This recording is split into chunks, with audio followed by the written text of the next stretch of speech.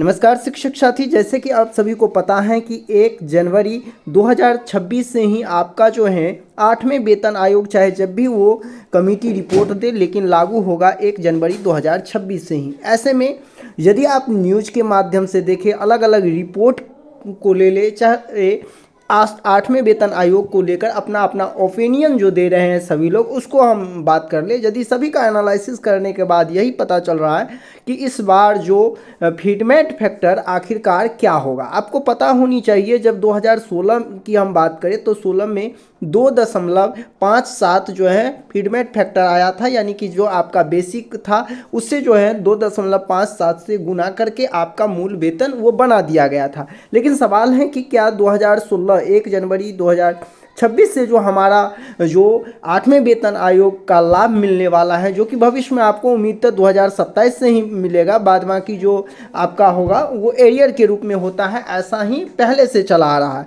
तो अब सवाल है कि आखिरकार कौन सा फिटमेंट फैक्टर होगा, क्या जो है 1.8 होगा, क्या 1.9 होगा, या 2 होगा, या 2 दशमलव कुछ होगा। अलग अलग लोग अलग अलग तरह का अपना ओपिनियन लगा रहे हैं। लेकिन आज जो हम फिटमेंट फैक्टर जो शिक्षकों के लिए यदि 1.90, देखिए हम न्यूनतम लिए हैं, चूँकि सभी का लोगों का ओपिनियन जिससे तरह से न्यूज़ के माध्यम से आ रहा था, उसी के आधार पर जो हम लिए फिटमेंट फैक्टर वो 1.90, और 1.90 यदि फिटमेंट फैक्टर कमेटी का रिपोर्ट आता है तो आखिरकार आपका सैलरी जो है, आपका बेसिक आखिरकार 2026 1 जनवरी 2026 से क्या हो जाएगा, चाहे वो लागू जब भी हो, लेकिन इसका लाभ आपको 1 जनवरी 2026 से ही प्राप्त होगा। ये चीज़ मैं पहले भी वीडियो में कई बार बता चुका हूँ। तो अब सवाल है कि अभी जिनका बेसिक, देखिए ये हम बात कर लेते हैं, जो अभी ये बेसिक आप लोग का होगा, किसी का 25,000 125 में होगा, तो किसी का 25,750, 26,220, इस तरह के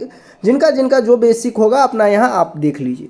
यदि आपका ये बेसिक है, आप समझ सकते हैं, और ये भी आप इस वीडियो में जान लेंगे कि किस तरह से ये हम पे इफेक्ट डालेगा। इसमें से जो भी आपका बेसिक है आप अपने हिसाब से इसे देख लेंगे। अब यदि फिटमेंट फैक्टर 1.90 होता है तो आपका जो रिवाइज करके बेसिक बन जाएगा, वो देखिए जिनका बेसिक 25,000 होगा उनका रिवाइज बेसिक कितना हो जाएगा, 47,500 उनका मूल वेतन हो जाएगा। आपको ये भी पता होनी चाहिए, जैसे आपका मूल वेतन ये होगा, फिर डीए जो अभी आप 58% कह रहे हैं ना, वो डीए 0 हो जाता है, तो आपका मूल वेतन कितना बन जाएगा, 47,500। लेकिन आपको इन हैंड जो आपका सैलरी बनेगा, यदि यही फैक्टर लागू होता है तो आपको 46,125 रुपये मिलेंगे। किसे? तो जिनका मूल वेतन 25,000। वही ऐसे भी विशिष्ट शिक्षक होंगे जिनका मूल वेतन अभी 31,670 होगा।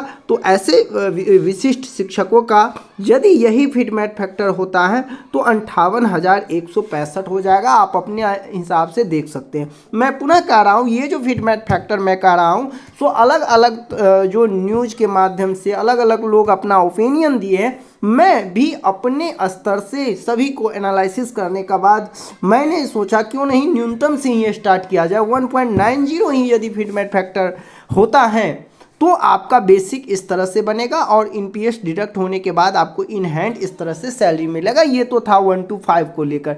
यदि हम 6 to 8 की बात करें, यदि हम 6 to 8 पे इस चीज़ को करते हैं तो आप देख सकते हैं कि यदि 6 to 8 में आपका बेसिक 28,000 है, या 28,840 अभी है, या 29,705 है, जो भी आपका बेसिक है, तो आप देखेंगे इसमें भी हम वही किए हैं, 1.90 फिटमेंट फैक्टर लगाए हैं। तो आपका इन हैंड जो सैलरी जिनका 28,000 अभी मूल वेतन होगा, उनका 51,540 जो है वो जब आप पर 8वें वेतन आयोग का लाभ मिलना शुरू हो जाएगा, जब ये फिटमेंट फैक्टर कमेटी के द्वारा रिपोर्ट सौंप दी जाएगी और सभी केंद्रीय कर्मचारी के साथ साथ राज्य कर्मचारी को 8वें वेतन का आयोग का लाभ मिलना प्रारंभ हो जाएगा, तो आपका वेतन इतना हो जाएगा। अब सवाल ये है कि क्या यदि 2027 से लागू होता है तो हमें जो 1 जनवरी 2026 से ही लागू होने की बात की जा रही है, तो क्या इसका जो बीच का जो अमाउंट है, जो हमारा एरियर है वो मिलेगा। हाँ बिल्कुल, अभी तक तो यही होता आ रहा है, पूर्व में भी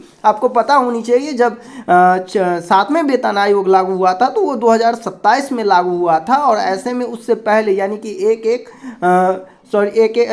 एक 2016 की हम यदि बात करें तो 16 से लेकर 17 तक की जो एरियर हुआ था वो कर्मचारियों को दिया गया था। तो इस बार भी यही उम्मीद लगाया जा रहा है कि कर्मचारियों का जो भी एरियर बनेगा वो निश्चित तौर पर दिया जाएगा, और ये जो है कमेटी का पूर्ण रूप से रिपोर्ट आने के बाद। लेकिन अभी जो अनुमानित 1.9 पर आप देखें तो कहीं ना कहीं आपका जो बेसिक है वो बदल करके क्या हो जाएगा, यहाँ आप देखेंगे रिवाइज करके आपका बेसिक नया बेसिक बन जाएगा। और उस हिसाब से आप देखें तो आपका एचआर भी निश्चित तौर पर, चूँकि ऑलरेडी पहले जो आपका बेसिक था वो कम था और इसलिए उस पर ही 5% आपको एचआर दिया जाता था। लेकिन अब चूँकि आपका ऑलरेडी बेसिक बढ़ जाएगा तो एचआर यदि 5% होगा तो आप देख सकते हैं कि एचआर भी आपका बढ़ जाएगा। किसी का 10% एचआर होगा तो वो भी बढ़ जाएगा। और इसका बेनिफिट जो है ये होता है, यही होता है कि जब भी वेतन कोई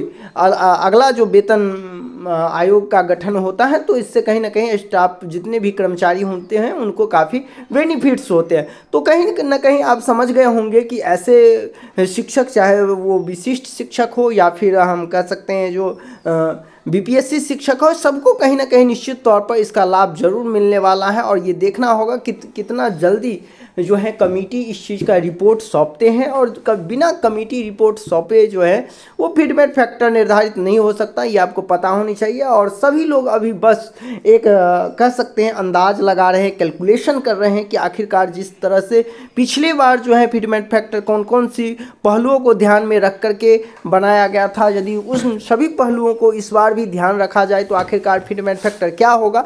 तो ज़्यादातर लोगों का अनुमान है कि 1.8 से लेकर के 2.1 के आसपास ही होगा, इससे ज़्यादा नहीं होगा। कहने के लिए तो लोगों का कहना है कि 2.54 भी हो सकता है, 2.34 भी कुछ भी हो सकता है, लेकिन इतना नहीं हो सकता है। क्योंकि उस बार आपको समझना होगा कि उस समय जो डीए था वो 100% प्लस हो गया था, ठीक है। लेकिन अभी जो डीए है वो केवल और केवल 58% के पास है आपका डीए। तो इसीलिए इस बार जो है उतना फिटमेट फैक्टर तो आपको निश्चित तौर पर वो पहले वाला नहीं होगा।